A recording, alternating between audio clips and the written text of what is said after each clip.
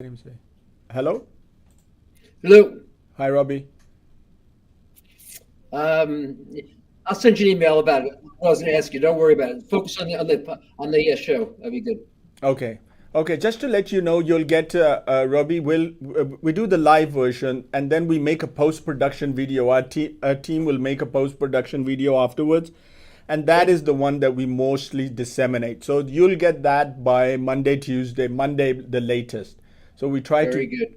So that's the one that has everything on it and is the correct sort of version. Excellent. Okay. And Thank you. I'll promote it on social media like I always do. Okay, perfect. And I'll do is I'll send you my cell number as well. And if there's anything you need adjusted, any comments or anything, just directly text me and we'll fix it. Okay? Yeah, it'll be fine. But I'm sure it'll be a great interview. You're obviously very experienced in doing this. Absolutely. Thank you very much. Okay, muted.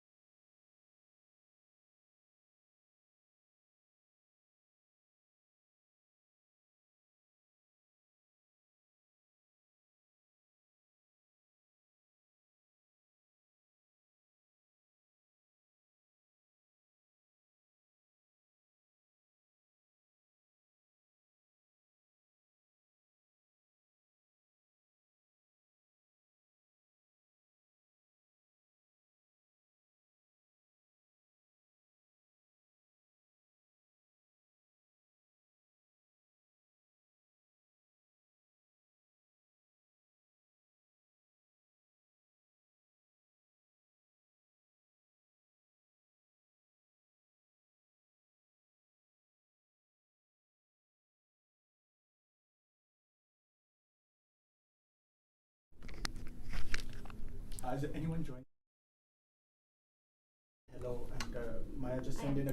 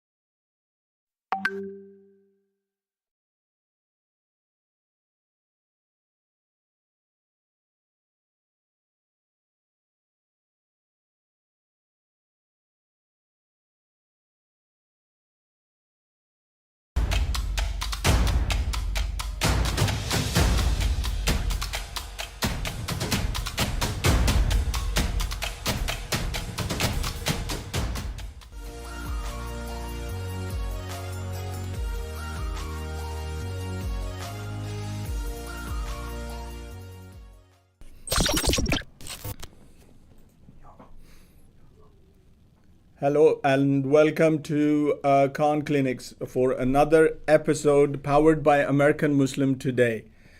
So today's topic, Chat GPT. I think you all know about it, all have heard about it. Some of you are very, very happy. Others a little worried, concerned. What's the implications in the healthcare this time for us? So we got two splendid guests. First, our IT guy, Jeremy, who's going to give us a presentation, talk about general GPT issues. What is the implications? What is AI? So he's just going to do a little intro and discussion on that. And then our second guest, well, we have Dr. Robert Pearl today. He was the CEO of Kaiser Permanente from 1997 to 2017. And at that time, he led over 12,000 physicians. He's wrote two books already in the past. One, Mistreated, Why We Think We're Getting Good Healthcare. The second one, published in 2021, Uncaring, How the Culture of Medicine Kills Doctors. But it's his latest book that we're going to be discussing today, and that is Chat GPT MD, How AI Empowered Patients and Doctors, and how can they take control back of American medicine. Dr. Pearl is a modern healthcare 50 most influential physician leaders. He's a clinician. He's a clinical professor of plastic surgery, and he works at Stanford University, and he's a faculty member there. Let me welcome Dr. Pearl. Dr. Pearl, how are you, sir? I'm doing fine. It's a privilege to be with you today. It's a privilege to have you. So let's start our first presentation.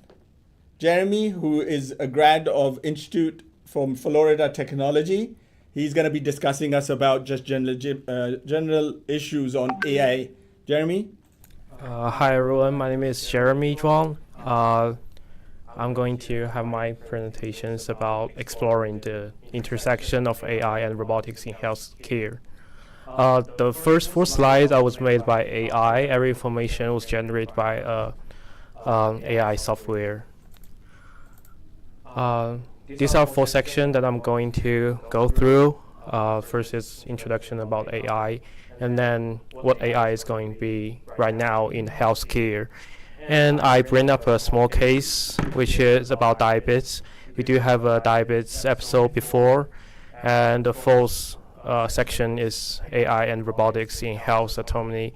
And we are already using robotics right now in our clinic. First introduction, AI refers to simulation of human intelligence processed by machine, which is machine learning and self-corporations. We have 8 types of AI right now, nowadays.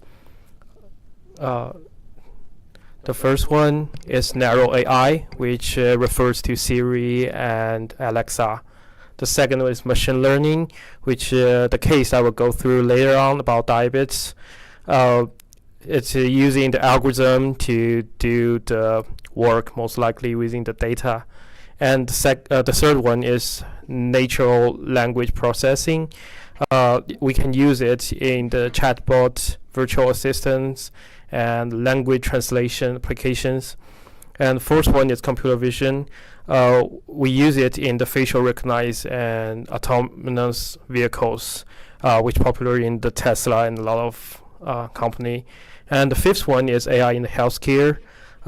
We can use it for medical imaging analyze, disease diagnosis, drug discovery, personalized treatment. I will go through that as well later.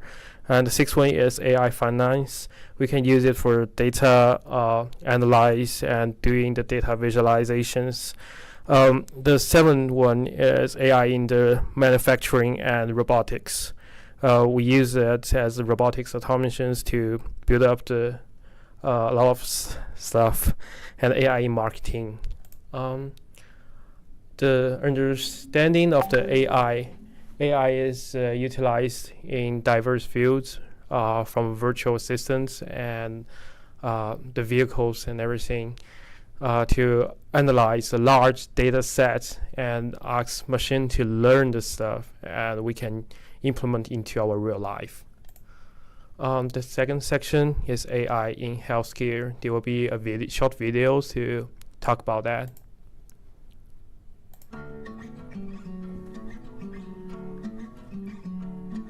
When you hear the term artificial intelligence, what comes to mind? Superpowered robots?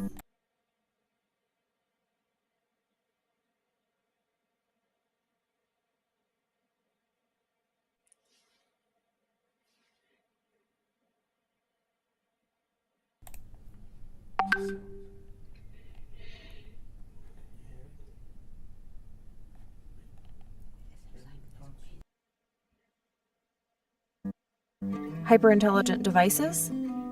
Science fiction has familiarized the world with the concept, but outside of Hollywood, what is artificial intelligence and what can AI actually do? For starters, AI involves using computers to do things that usually require human intelligence. Humans can see with their eyes and process what they see. We can understand our environments and move around within them. Our brains have the ability to see patterns, and we have the ability to understand spoken language. Artificial intelligence is a broad branch of computer science that includes many different terms. In order for computers to achieve these capabilities, they require lots and lots of data. Large data sets allow AI algorithms to identify patterns, make predictions, and recommend actions. Artificial intelligence is already all around us, but today's best AI still can't compete with the human brain in some ways. For example, in 2016, the computer program AlphaGo defeated a legendary professional Go player. But if you asked that same computer to drive a car, or walk, or even play Monopoly, it wouldn't be able to do so on its own. AI's computing power is massive, but our human brains are able to tackle a much wider set of data and methods.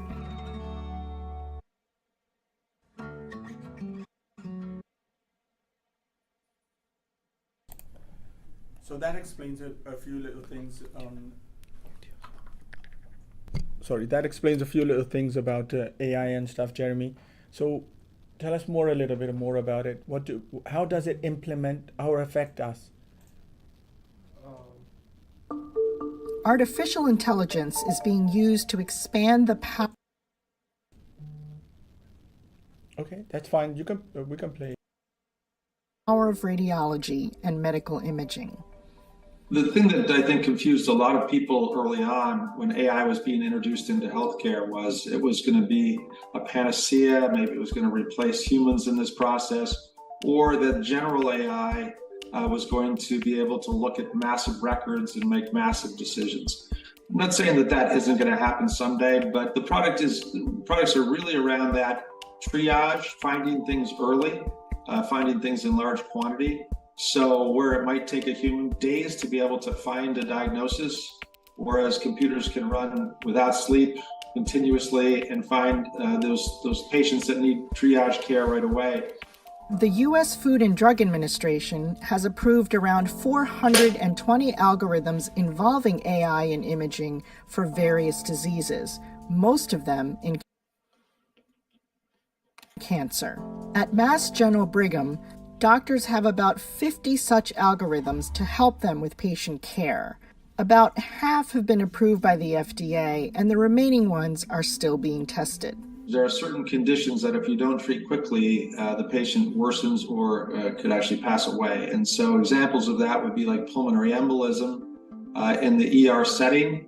A patient comes in with shortness of breath. That could be one of the things they have, but it might not be the thing that they have. Could have congestive heart failure, which gets treated differently. So now there are algorithms that can detect pulmonary embolisms on a CAT scan of the chest.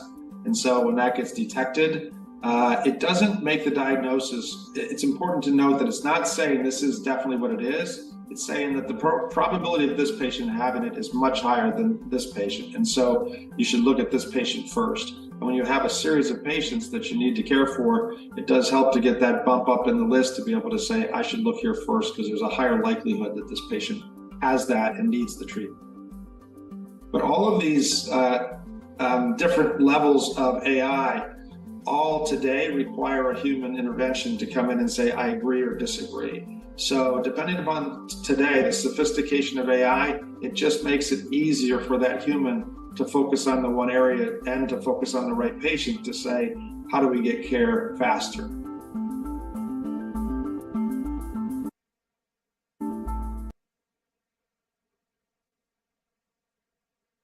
Very nice. So, Jeremy, walk us just quickly through the rest of your presentation. So I will skip the diabetes one, and the first one, which is AI robotics in health autonomy. I will simply go through a small video as well, which briefly talk about what nowadays we are using in the healthcare. Artificial intelligence is bringing in a new era of medicine. Algorithms combined with advanced robotics can aid everything from diagnostic imaging and analysis to remote surgical assistance and even autonomously performed procedures. The data collected by rehabilitation devices and prosthetics could also improve individualized recovery in patients. In the July special issue of Science, experts offered insight on how these extraordinary advances bring hope for more consistent and effective treatment in the future.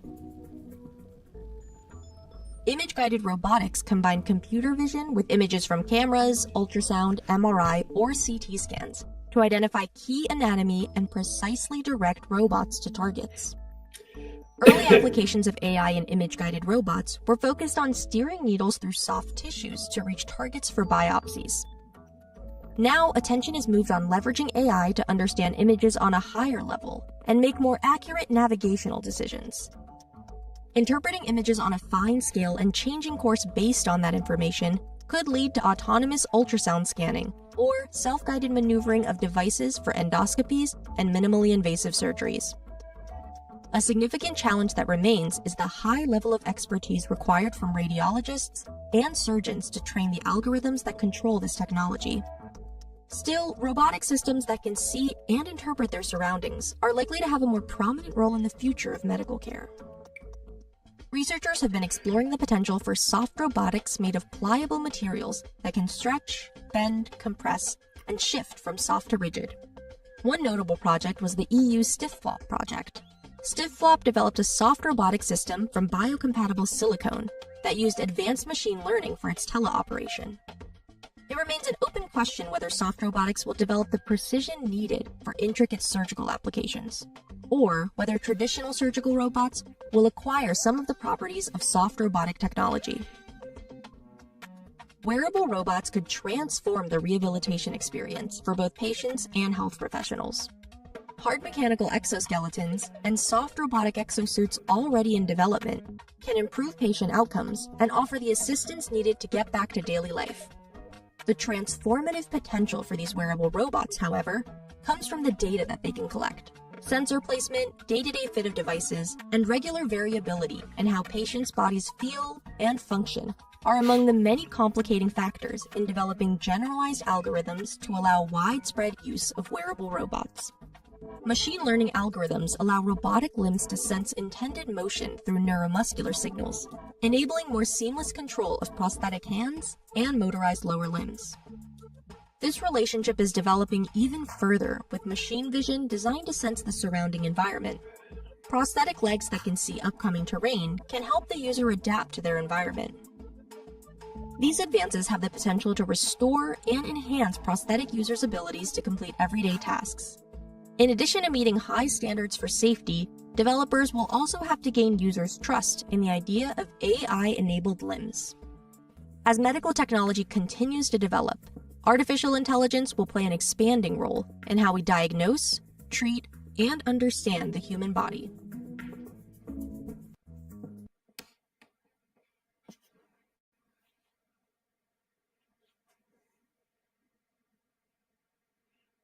That's excellent. I want to just say that.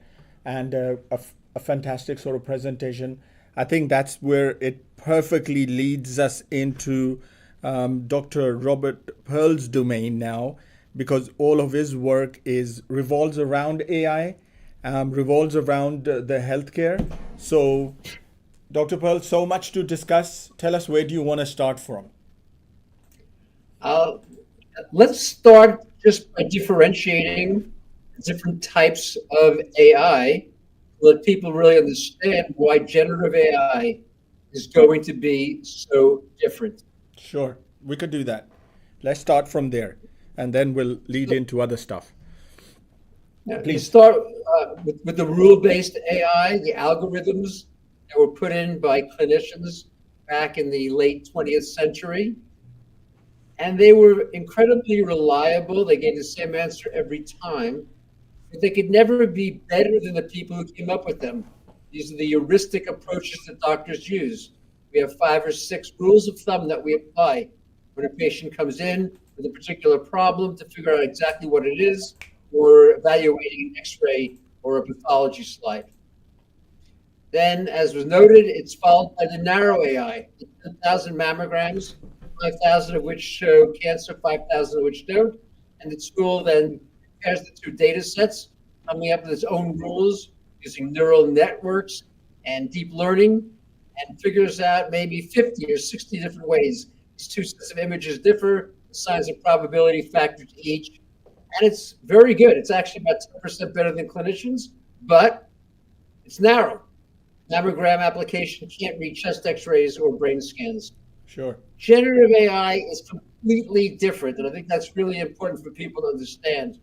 Generative AI involves putting all of the information available in the internet. So we have all the textbooks, all the journal articles, and giving it what's called parameters, ways of comparing information. Newer information is better than older information. Information out of peer-reviewed journals are better ones that come out of just independent individuals posting information. And then it can answer any question. And that is what is so different about it. Once you put into a generative AI system all of your medical history, your diagnosis, family history, your entire genomics, it's then going to be able to give you personalized information.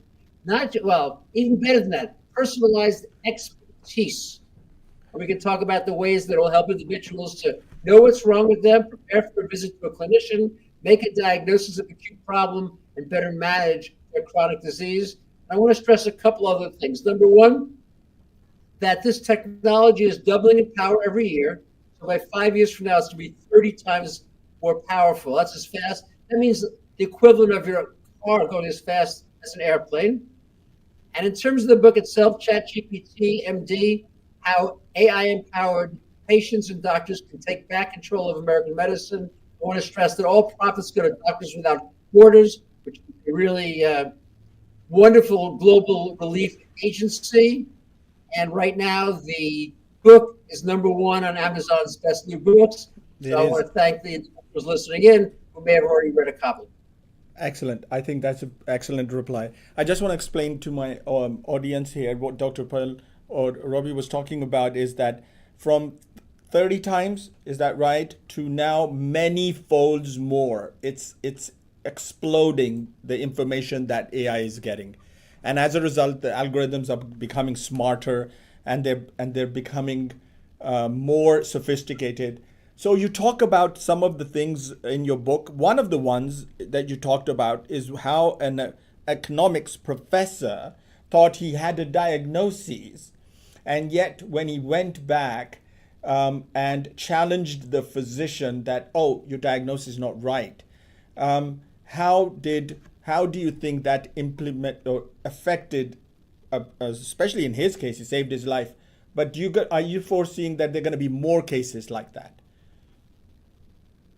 In his particular situation, he was in a hospital, and despite being a university professor, didn't feel like he was getting well listened to, couldn't quite figure out how to get the serious attention that he thought his problem deserved. He knew it was not what the doctors were talking about, which was going to be a relatively straightforward gallstone problem. Something had to be amiss. But every time he spoke up, he didn't get much response. So he went to ChatGPT, put the information in place, and it said there's a 40% chance that he has a ruptured appendix. Wow. Which led the clinicians to be willing to get the CT scan needed to make the diagnosis, and it turned out to be accurate. But I think I don't think people should be thinking about that this technology is going to be used only by patients. What we know is that 400,000 Americans die every year from misdiagnoses. Another 400,000 are permanently disabled as a result of a misdiagnosis. We know that 250,000 people die from medical error. And maybe most importantly, we know that opportunities to prevent heart attacks, strokes, kidney failure, cancer, peripheral amputation are missed because we do a very poor job of taking care of what's called chronic diseases, hypertension, the number one cause of strokes, diabetes, the number one cause of kidney failure and a major contributor to heart attacks. We do a really poor job. We only control hypertension 55 to 60% of the time, diabetes only a third of the time at most. And this technology will be radical in that way. It will, I want to put this phrase, it will empower patients. They will now have the ability to understand how their chronic diseases, things they have every day, are impacting them rather than waiting every 3 or 4 months to see a clinician in the office. So when they go and see the doctor, they will have expertise and information that they can bring to the table and get better care as a result of that. I want to stress, doctors are very dedicated, very smart and hardworking. This is not a criticism of the medical profession per se.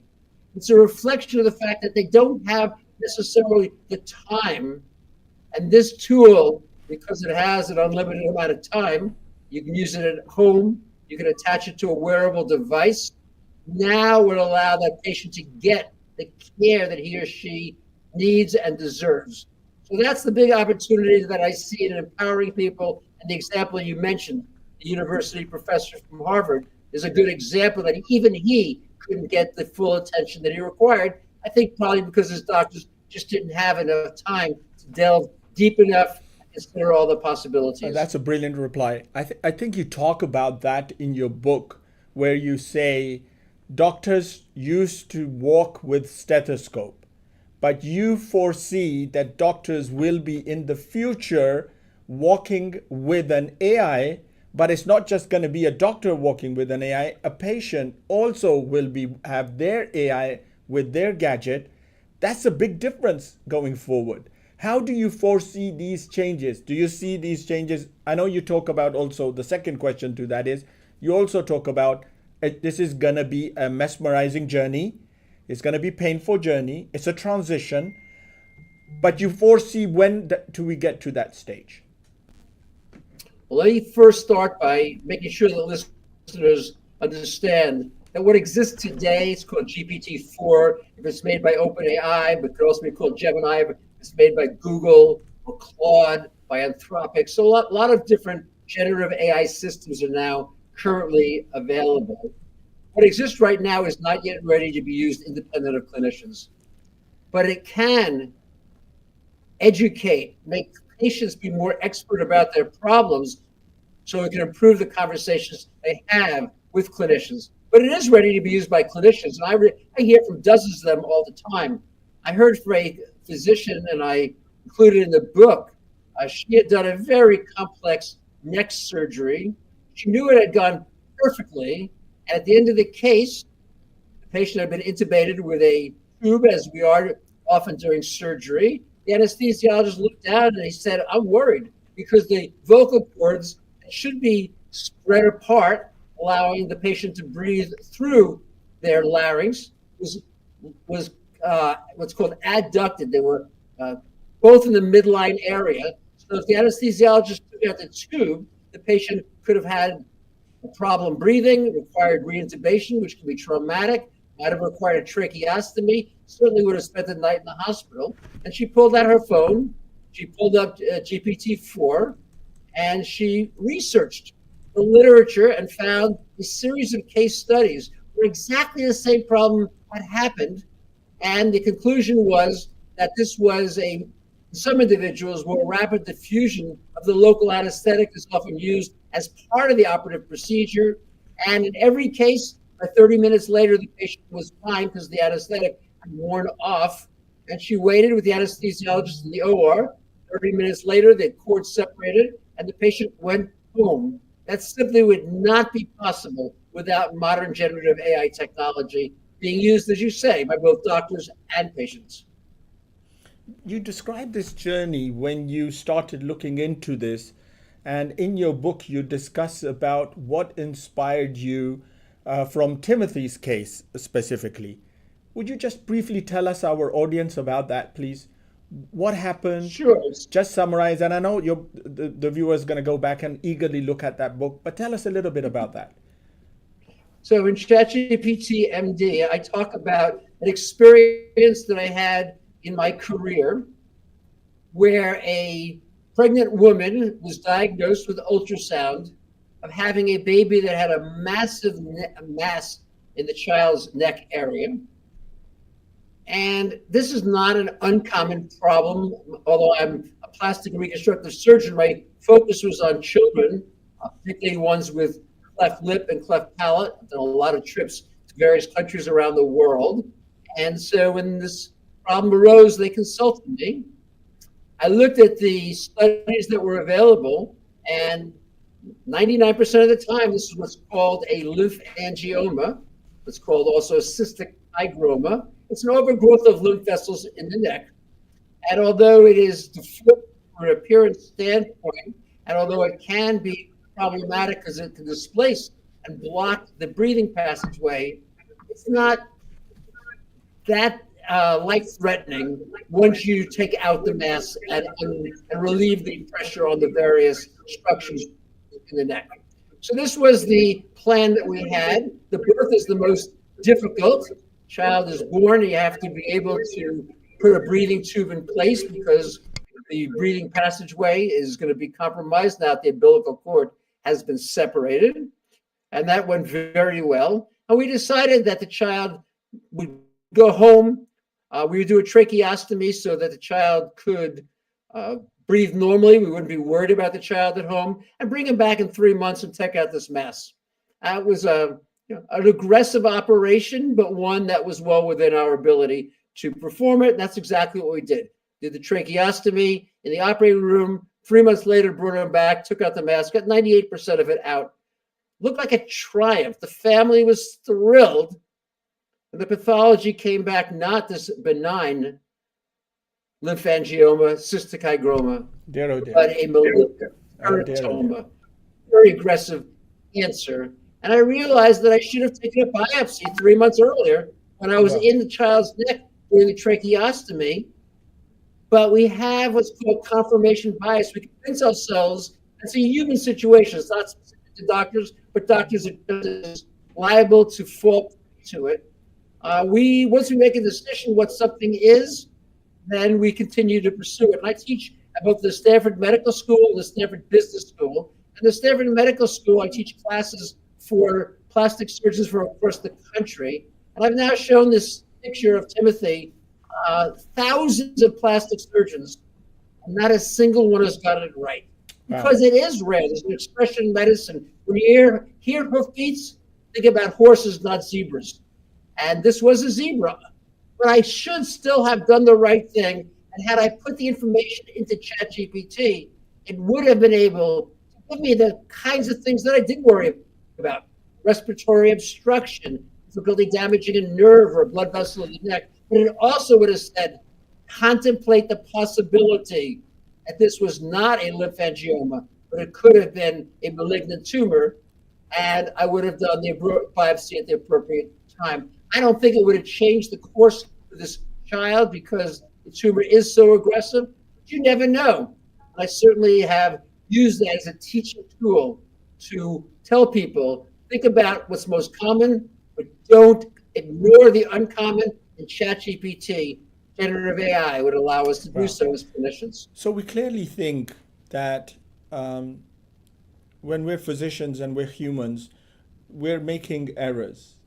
And it's not just us. In your case, you took an inspiration and then you went on to, on to write books. You're teaching other students, you're teaching patients that even that 1% probability of it not being what you think it is, you gotta avail that. And I think what you're saying is that AI is gonna tremendously help us. AI is gonna help us give those diagnosis options and treatment options. And that's what my audience, I just want to make that clear to everyone. It's not like these sort of clinical things happen every day in our practices, whether we're practicing, I practice ICU medicine, and we see that how little decisions, we need that aid. We need that extra information and other little tools to help us. So we think AI is going to help us, and you have sort of like brilliantly wrote that in your book. You've discussed a little bit about healthcare 4.0, and you've mentioned how in the future we think that medicine already going towards being personalized, healthcare in general is going to be personalized. So it's not just that you're going to get specific treatment, but healthcare in general is going to become personalized. Tell us a little bit about what you think of healthcare for Robbie, and how do you envision this to, a lot of people are asking me already questions about when is this happening? When is this happening? Is this going to happen now? Is this how fast? And I think it's hard to put a point or put a finger on time-wise when it's going to happen. Is that correct? Considering what you're discussing and foreseeing in the future? Well, there was just a survey of clinicians, and 40% of them said they were planning to use it in their practice next year. So I think, as you're noting, it's moving forward very rapidly. But I think if we want to talk about healthcare 4.0, we have to set it into the context of healthcare 1.0, 2.0, and 3.0. 1.0 was the second half of the 20th century. We saw massive advances, the creation of CT, MRI, ultrasound to look inside the human body. Never was possible before, except by maybe a simple X-ray. We saw the heart-lung machine making cardiac surgery possible. We saw implants allowing total joint replacements. Tremendous advances, and it benefited patients. Come 2000, we have the introduction of the electronic health record. And I was early in my CEO tenure, as you noted, but there was tremendous enthusiasm across the country at the time. This was going to revolutionize healthcare. You never would be in a circumstance where every clinician taking care of you didn't have all of your information directly in front of them so that medical errors could be eliminated in that particular way. It's called interoperability. And lo and behold, it didn't happen. Still today, 20 some odd years later, from Y2K, from year 2000, what we know is that most of the time, clinicians might have their own system. They're unconnected to other people's system. They don't have that information. And you look forward maybe towards, I'll call it the aught years, 2010, 2020. Now this is the empowered consumer. We're talking about telemedicine. We're talking about the opportunity to use computers and the internet to be able to do your finances, manage your banking, plan your trip anywhere you want in the world. And healthcare is going to make it just as convenient for patients. You could email your doctor, you could text your doctor, and now we're at the end of that and it doesn't exist. That's where we are right now. So 4.0 is generative AI, and I wrote the book to a large extent, ChatGPT MD, because I think that we need people to understand the power and be willing to embrace it if we're going to have positive benefits out of it. And I'll give you two examples for your listeners. The first one is it's 11 o'clock at night. Your child has a fever, common problem for new young parents. What should they do? Should they go to the ER where they know they'll wait for a couple of hours surrounded by people coughing with infectious disease? Or wait till the morning? But what happens if it's meningitis? What are they going to do? This child could be dead by the morning. Sure. They call the doctor's office, and what do they get? a recorded announcement says go to the local ER, not because their child needs that, because that's how doctors protect themselves appropriately, because they don't have anyone else they can depend on. They call the answering service, and they hear the doctor will call you back in the morning. No, you want to know right there and then. You go to Google and you click on some links, you get a lot of information. It doesn't tell you what you should do, the personalization you mentioned earlier. Now generative AI will tell you the likelihood of a given problem. It will ask questions. Is your child lying there with what doctors call flaccid, just unresponsive, with the arms and legs outstretched, sweating, or are they riding their bike around the living room? They lead to two different answers about what you should do, but you won't know that as a patient. So that's one thing. The second thing is we have wearable devices. And I want to stress to listeners, the big opportunity right now is chronic disease. I mentioned them earlier, hypertension, diabetes, asthma. These account for, well, let's start with 60% of Americans have at least one chronic disease. 75% of people on Medicare over the age of 65 have two or more chronic diseases. These account for 70% of both the deaths and the cost of medicine today. We have wearable devices that will allow patients to be able to know how they're doing. Let's just say we're going to measure blood pressure. What's the problem? Well, the device has 100 different readings. 80 of them are normal, 13 are abnormal, 7 are borderline. What do you do? Should you assume that you're doing great because you have 80 normal ones? Should you assume you're doing terribly because you have 13 abnormal ones? This technology can take that information, analyze it, and give you a reading. Let you know when you should talk to your clinician and when you're doing just fine, particularly when the clinician has been able to input information about expectations around the clinical response to a new medication, to a change in dosage. We can do that today. Clinicians don't want 100 readings. They don't have the time to review them. Absolutely. They don't want their electronic health record to be filled with all this data, but they do want to know when the medication they prescribed a month ago still isn't working, so they can change it now rather than waiting 3 more months till you come back to the office.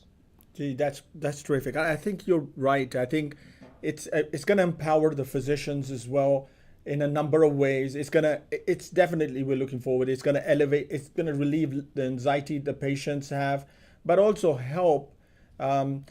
I think there is a lot of skepticism about the AI. I think people are worried about their jobs. People are worried, but you're looking at it in your book in a positive way. You think it's going to bring more on the table than what our worries are. Is that right, Robbie? Absolutely. What you're pointing out is there are 5 parts to the book. The first 3 of them are all about the opportunities that we have to be able to, and I will say literally, improve health, save hundreds of thousands of lives every year, and make medicine more affordable. The 4th part is about the problems: privacy, security, bias, misinformation, job loss. And the last one is about leadership. And again, this week in Forbes, I wrote a piece about liability, which is another concern that clinicians have. When I put the pieces together, I'm absolutely convinced that we can do a far better job if, as clinicians, we embrace it, if as patients, we're willing to use it. We have this opportunity, as I say, to save hundreds of thousands of people every year, and in the process, decrease the likelihood of people getting heart attacks, strokes, cancer, kidney failure, peripheral amputations. Just imagine if those were decreased, as the data says that it would, coming out of the CDC, by 30%. What would that mean? We would live longer, we'd live healthier, we'd feel better, and the cost would drop dramatically. This is the opportunity that exists right now if we embrace it. But if we fail to do that, we only use it for administrative tasks. We're not willing to trust patients as clinicians. Patients are not willing to do it, although I think they will, because they do want to get better. Then we will see this being another failure like the Healthcare 2.0 and 3.0, rather than being the success as Healthcare 1.0 was. I think that's wonderful. Robbie, I have a lot of people anxious and wanting to ask a few little questions. I just want to have them in. Let's have Dr. Hamza come in and just ask his question. Dr. Hamza, can you hear us? Yes, sir, I can hear you. Okay, well, you're live on with Dr. Robert Pearl. Go ahead, my friend, and ask your question.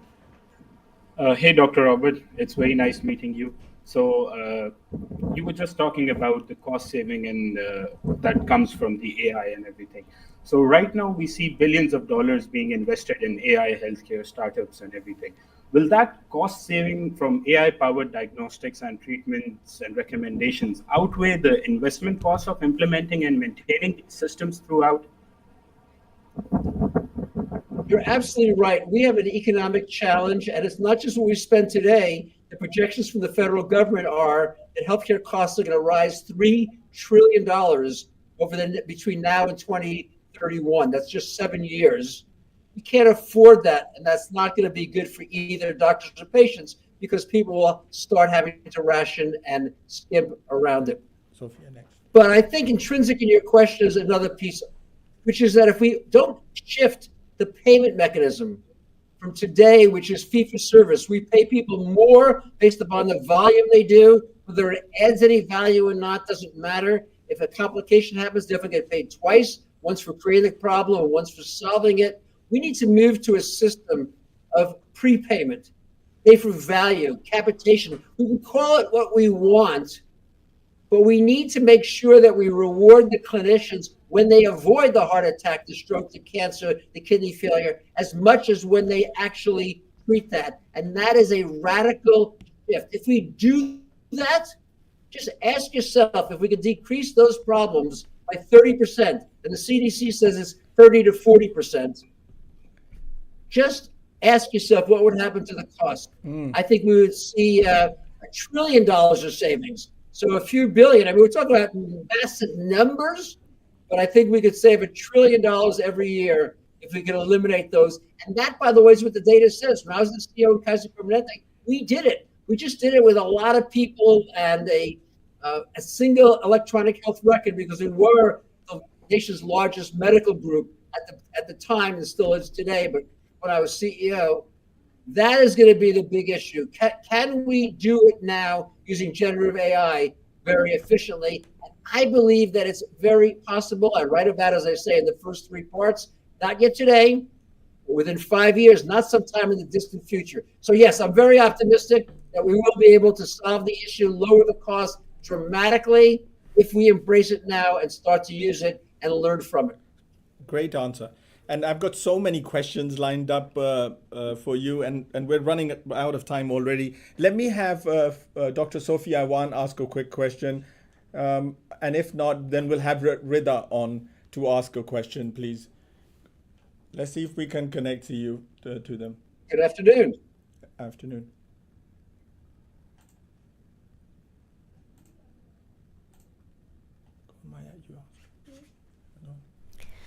Hello, Dr. Pearl. I think my question comes more as a patient. My concern is, I guess, basically, this is technology and it's new.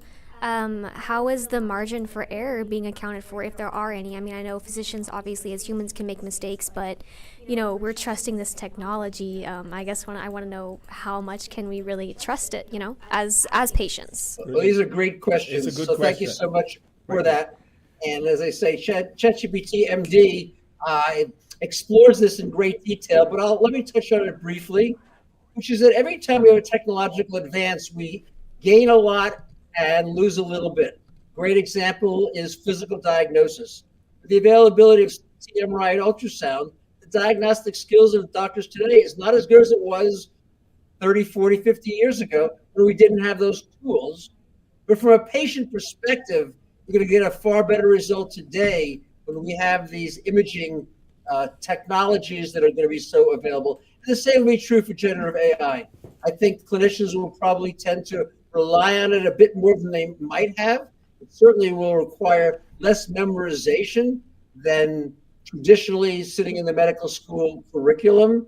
But from the perspective of the patient, if we could reduce the 400,000 deaths every year from misdiagnoses in half, 200,000 lives are saved. 250,000 medical errors in half, 125,000 people are alive. And if we can control hypertension at 90% level and control diabetes and better manage at the 90% level, we're going to see health, we're going to see longevity, we're going to see families that don't lose loved ones. I think the overall impact will be great. It's not as though there will not be a downside, it's just that the downside will be so much smaller than the positive advances that happen. Brilliant answer. Let's see if Sophia can ask her next question. Jeremy? Go on, Sophia. Yes. So the next question that I have for Dr. Robert is again on the doctor and the patient that we are seeing in clinics. So we have seen while we're treating the chronic illnesses, a major thing that we need in treating the patients and for the good management is empathy. And how do you think that Chat GPT is going to have an impact on the doctor-patient relationship? Will it be enhancing it? Will it be hindering it? And, will it be changing the whole dynamics of the relationship that we are having with our patients? Robbie, brilliant question. Yeah, it's a great question. Again, I read about it a lot in the book, and people who want any more information can also check it out on my website, robertpearlmd.com. I have an article about the specific question. But let me summarize it in this way. Right now, empathy in medicine is not where it needs to be. It's not that doctors don't care. They don't have the time to demonstrate it. So when we test generative AI against humans, and this has been done in a couple of ways. First, we test diagnostic skills. A recent report that just came out, published in a major journal, was that they took ED physicians and generative AI, and they gave them both a set of information about patients in the ER, their history, their medications, the physical findings, and they asked them to make a diagnosis. And the clinicians were accurate about 83% of the time, generative AI about 93%. We're seeing this also coming out of Boston, a study with the Harvard professors and residents against generative AI. Generative AI was more accurate in very complex diagnoses, not just the simple ones that are sitting there. But the most interesting study came out of the University of Arizona, where they took patients who sent messages to clinicians, and they gave it now to generative AI, and they then took the answers, the ones created by the physicians and the ones created by the technology, and they gave it to a group of both patients and doctors to assess, who didn't know whether it was coming from the machine or the human. And they found that the answers from the technology, from generative AI, was 4 times as complete and accurate as the information being sent back by the clinician, and 9 times more empathetic. Wow. Now, do I believe that a computer is going to be 9 times more empathetic than a human? No.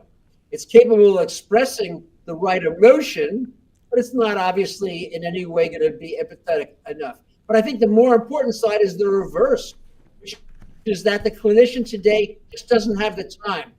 And if generative AI can do, let's say, 30% of what doctors do in the office today, and free up a third of the doctor's day that they now can invest in seeing the patients who do need to come in, I think it's going to deepen the doctor-patient relationship. I'm sure you're well aware that the average visit to a doctor today is 17 minutes. That's not enough time to address the acute problem, to address the chronic underlying issues, to be able to address the psychosocial problems that they're facing, to say nothing about issues about socioeconomic challenges. We have a lot of opportunities, and they're just getting swept aside because there's not the time to be there. So I'm optimistic. If done well, it has the opportunity to improve quality outcomes and increase the doctor-patient relationship and give the clinician the ability to spend the time that's needed to show that empathy. I want to bring in, that's a brilliant answer. I want to bring in a little tale, a little story of a friend of mine. And it's a true story, actually. I asked him one day, tell me, Tin, how is your wife always happy? And he goes, and this is lately. And he says, you know what, I'm going to tell you a trick today, Amir. I never say anything to her immediately. I go back and do a Google search or a Chat GPT search. It gives me the answers, and then look at them, memorize the top 3 ones, and I would read them back to her. I won't read it in front so that she doesn't, but I try to pretend I'm doing the acting, And Amir, he said, try it every time. It works. Either she is crying or I am crying. So the empathy level increases so much with that she says, we're in love. And she thinks she's in love. And he says, I'm definitely in love with ChatGPT. So empathy coming from computers, you're saying. So it's a true story. I got one more question, Robbie. From, let me just make a comment upon that briefly, if I could. Empathy is an innate skill, but it's also a learned skill. It's not that we don't feel it, that's innate, but how do we express it and communicate it? Absolutely. And we all can do better at accomplishing that. Absolutely. We all can do better, and doctors are not good at it, especially in their personal lives. I don't know with the patients. None of us are good at it if we're rushed. Let's see if Rida is on. Let's see if we can ask a question from her, and then we'll just try to sum it up in a bit. And Rida, are you Hi, Dr. there? Robert. Hi. Hello. Hi, Dr. Robert. How are you? So I read your book, and there were a lot of issues that you brought up, and yeah, you really, talked about the issues and how we could go about, fixing them and everything. But my main takeaway from this is that it's, following Dr. Safia's question, how much autonomy should AI be given, when making these sorts of critical medical decisions, and where's the accountability for it, basically? Good question. Good question. What happens to physicians when now AIs make mistakes, and who's going to sue AI then? Well, again, that's the article I wrote for Forbes literally last week. Yes. And they're going to read it. It's going to be available on LinkedIn this upcoming week.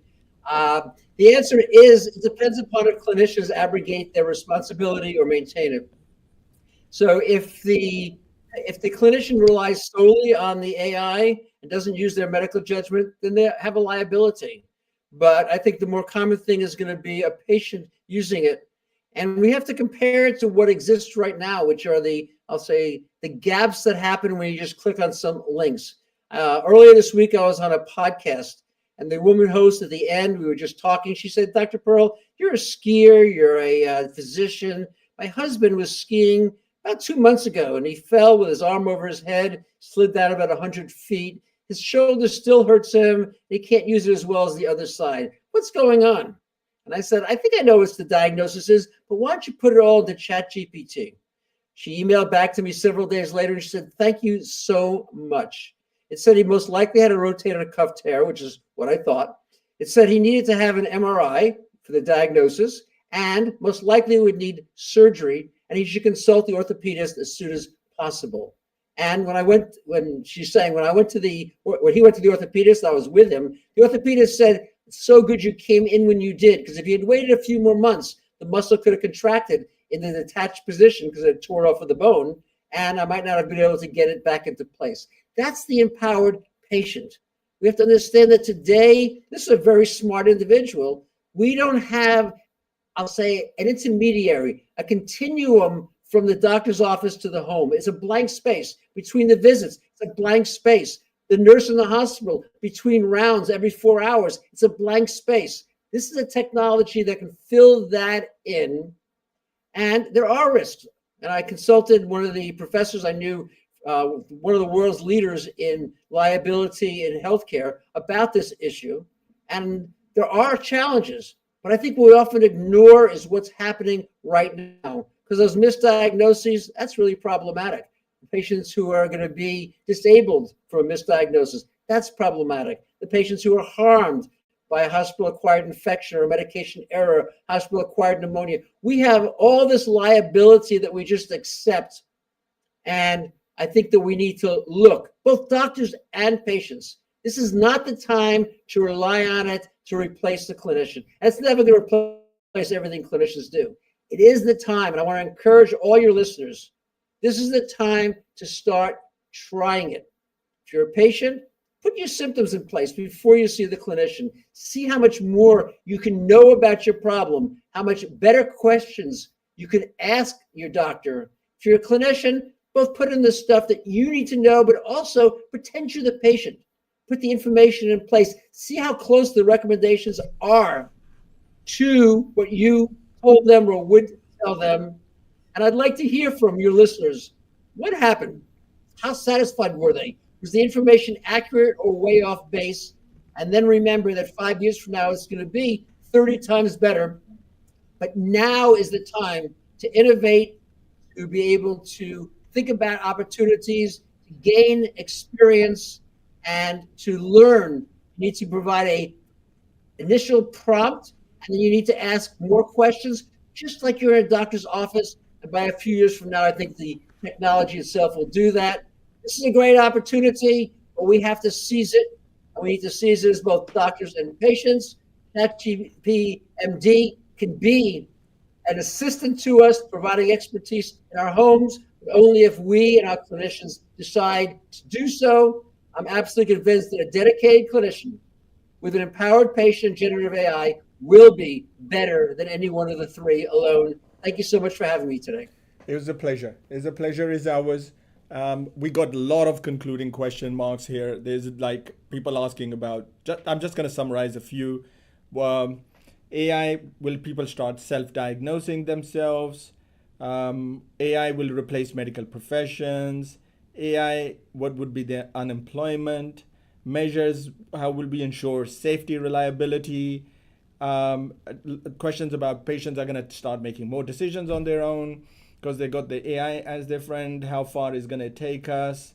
And then AI affect how much medicine are we going to change? See, and that's already answered.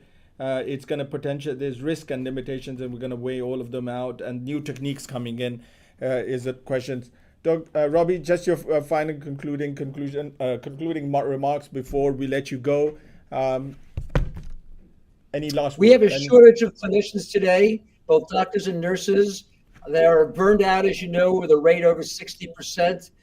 71,000 left medicine last year. I'm more worried about not having enough doctors, even with generative AI, than worrying about any job loss. And the same is true for nurses. It's not going to replace the nurses at the bedside. So I think that is a concern. It always comes up with every new technology. I don't think that it is going to happen. I think patients today should not be self-diagnosing. In the future, they might for certain problems. But I want to stress one last thing, what I said earlier. The key is the collaboration and cooperation. This is not a tool that should be used only by a doctor, only by a patient. It should be used together, and we're going to have to evolve medicine so that clinicians are available when questions do arise. I think American medicine is languishing today. Life expectancy is no better than 15 years ago. We spend twice as much as any other nation in the world with outcomes that are actually worse based upon longevity, maternal mortality, childhood mortality than the rest of the world. Half of Americans say they can't afford health care. 60% of doctors are burned out. 70% of patients say they are dissatisfied with the healthcare system today. We have major problems. We finally have a tool that can address it. And again, I want to encourage people, buy the book, ChatGPT MD, with all profit squared Doctors Without Borders. Read it. Let me know what you think. Together we can make American healthcare, once again, the best in the world. Brilliant. And thank you very much for coming on Khan Clinics and talking to our audience. My pleasure. Thank you. Thanks, Robbie. Well, brilliant episode, I think. Wonderful talk. And thank you I just want to at the end thank all of my team again, Jeremy, Rida, Hamza, and the marketing team. I forgot the other members as well. Did a brilliant job with getting everyone together.